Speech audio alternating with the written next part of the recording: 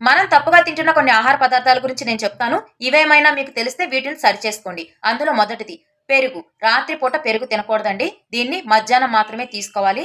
పెరుగు మధ్యాహ్నం తీసుకోవటం వల్ల మన జీర్ణక్రియ అనేది మెరుగుపడుతుంది. ఇంకా రెండవది చాలా మంది లేవగానే బెడ్ టీ తాగే అలవాటు ఉంటుంది. ఇలా కాకుండా మనం లేచిన 1 అవర్ గ్యాప్ తర్వాత మనం కాఫీ తీసుకోవటం వల్ల మనకు కాఫీలో ఉండే కెఫిన్ అనేది బ్రెయిన్‌కి చేరి మనం డే అంతా కూడా చాలా యాక్టివ్‌గా ఉంటాం. ఇంకా నంబర్ 3 అల్లం తురుము అనేది వండే వాటిల్లో కాకుండా మనం వండిన తర్వాత పైన చల్లుకొని ఆ వేడి మీద కొంచెం కలుపుకొని అలా పక్కన పెట్టుకుంటే ఆ పోషకాలనేవి ఎక్కడికి పోవు. అలాగే నంబర్ 4 వెల్లుల్లిని కట్ చేసిన వెంటనే వంటల్లో వేయకూడదు. వెల్లుల్లిని ఒక్క 5 మినిట్స్ కట్ చేసిన తర్వాత ఒక 5 మినిట్స్ పక్కన పెట్టి తర్వాత వంటల్లో యూజ్ చేసుకోవాలి.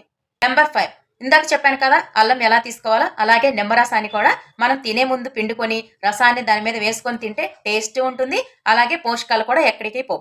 ఇంకా నంబర్ 6 బాదం పప్పును అందరూ కూడా డైరెక్ట్‌గా తింటూ ఉంటారు. లేదా ఫ్రై చేసుకొని తింటారు. ఇలా కాకుండా బాదంని నైట్ నానబెట్టుకొని మార్నింగ్ పరగడుపున తీసుకోవటం వల్ల వాటి పోషకాలు మన బాడీకి బాగా పడతాయి. ఇంకా నంబర్ 7 లాస్ట్ వన్ అండి.